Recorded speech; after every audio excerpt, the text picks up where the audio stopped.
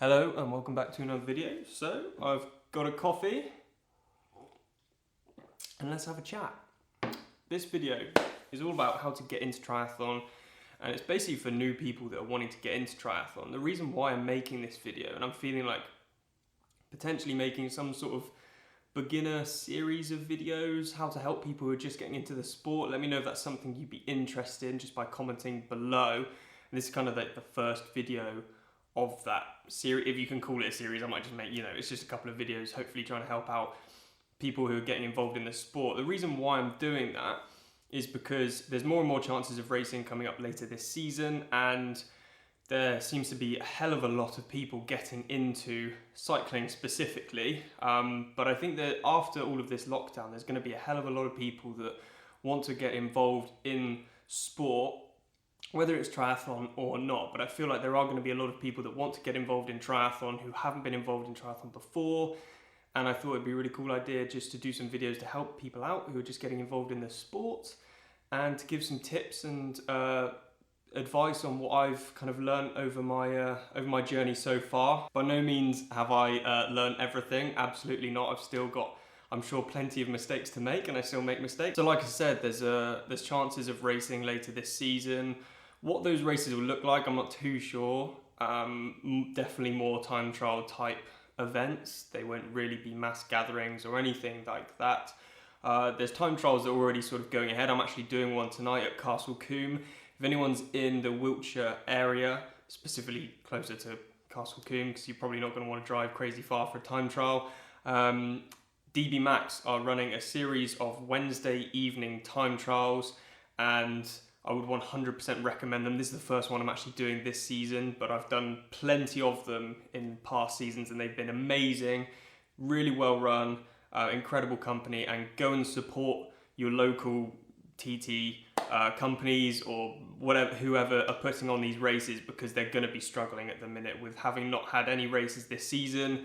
The big companies, like anything, they're going to survive, but all of the small companies, whether we're talking about triathlon racing or not, anything, small cafes, any independent companies, they're really going to be struggling. So I would urge you to go and check out those local races, check out those smaller brands, check out those smaller companies, and go and support them, because they're really going to need your help, and you're going to get a more friendly vibe and a more friendly atmosphere at those races.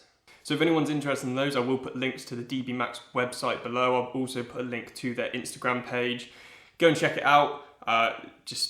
Really cool thing to get involved with. So obviously, first thing to do, how to get into triathlon, how to start triathlon, you probably need to enter a race. Now, at the minute, still not 100% sure on what races are guaranteed, but there are a number of races that are pretty much there, pretty much guaranteed. Just make sure you check out the terms and conditions and all of that stuff, because you need to make sure that you're being safe, and not just for yourself, but for the people around you, and make sure that you check out all the guidance and all the rules so you don't get disqualified and get in loads of trouble, because no one wants that. So yeah, it's gonna be different, but there's still prospect of racing, which is really exciting. And I feel that's where some people have fallen off the bandwagon a little bit this year, because there's been no racing. People have really struggled with training. I know from personal experience, I've struggled a little bit with training. I know a lot of people have really struggled, and if you've got that race in the calendar, you have to get fit for that race, you have to get ready, so it almost forces you to start training again and to start getting moving. So the first step, I would say, is just enter a race, and don't go too crazy. That would be my advice. There's plenty of people out there, and hats off to you. I'm not slagging you off at all, but there's plenty of people out there that for their first triathlon, they do a full Ironman, which, fair play, but it's not something that I would recommend. I would almost recommend doing a step-by-step approach, and if anything, if you're wanting to get involved in this sport, maybe start off with a few time trials, individual bike races, and there's going to be some individual running races, because it's easy to social distance at these events. The issue becomes an issue when you start having mass gatherings at, let's say, a swim start. How can you social distance in the pool? I guess it kind of would be a bit easier. In the lake, in the sea, it's kind of impossible. And when there's spectators involved, especially like an Ironman branded event, you get thousands of spectators.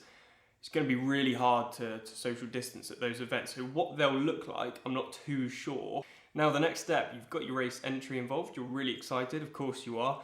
You need to think about your training. Now, you don't have to train like crazy, you don't have to train like a full-time athlete at all to get in good shape. You just have to do a few particular things, and it's just about getting in the routine and getting the body used to that race situation. So a couple of key points that I would mention: make sure you're comfortable with transition. That's T1 and T2. Do some mock transitions in your garden, in your living room, wherever you've got a little bit of space, because that's going to be really useful on race day. Normally you feel like you've got it absolutely to a T, and then on race day, because you've got race day nerves and you're frantic and you've got loads of adrenaline, you forget things and you rush things, and you can do things by accident that you weren't meant to do. You can drop things. I've been disqualified before for taking my helmet off before I wrecked my bike. It's little things like that. Make sure, first of all, you know the rules, but also you do a little mock T1 and mock T2 in your training, because that will really help on race day. It's those small little things. God, I sounded so stupid. It's those it's those small things that really make a big difference. Also, another thing to work on is a brick run. You don't need to do a crazy amount of these. It's just getting your body used to running off the bike.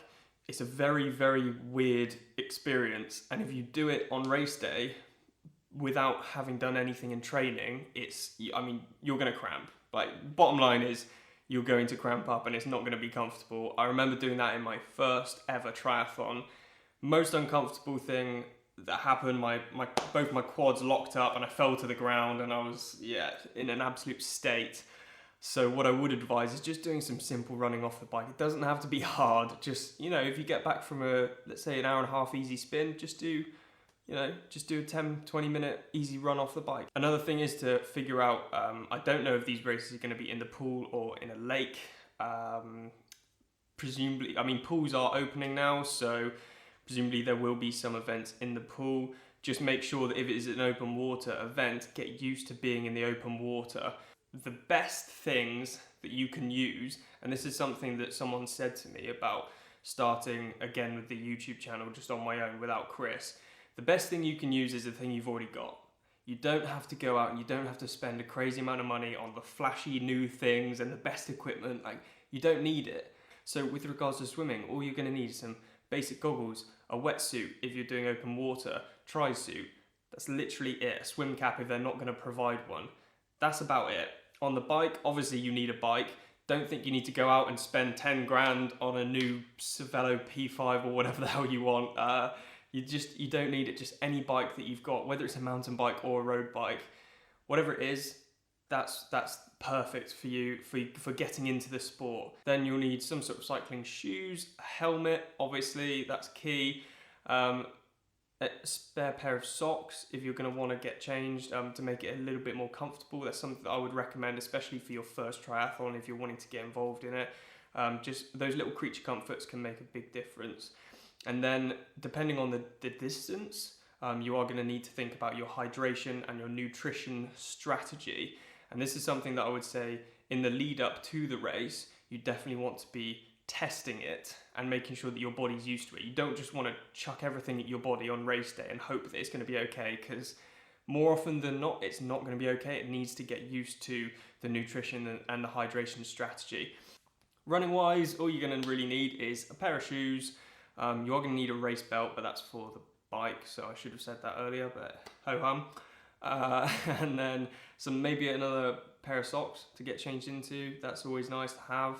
And whether you want sunglasses or cap or a watch, whatever, those other things. But really the basics, you don't actually need that much to get involved in triathlon.